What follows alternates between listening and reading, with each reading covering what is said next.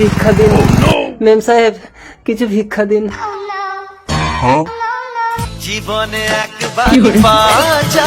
মেম সাহেব, আপনার 500 টাকা পড়ে গেছে। তোমার সততায় আমি সন্তুষ্ট ভিখারি, বলো কি চাও? আপনাদের উঠোনে বসে আমি জুতো পরিষ্কারের কাজ করতে চাই মহারানী। ঠিক আছে, চলো তাই হবে। তোমার ভক্তি আর যত্ন আমাকে মুগ্ধ করেছে। তোমার নাম কি ভিখারি?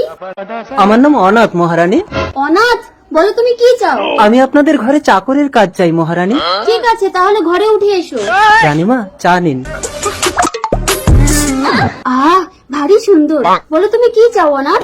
আমি যা চাইবো আপনি তাই দিতে পারবেন রানীমা? তার মানে তুমি কি বলতে চাও? আমি কৃপণ? ত্রুটি মার্জনা করবেন মহারানী। ঠিক আছে ঠিক আছে, বলো কি চাও? আমি আপনার মেয়ে মিঠিকে বিয়ে করতে চাই রানীমা। ঠিক আছে, ভিখারিকে দান করার সামর্থ্য না থাকলে ছেড়ে দেন।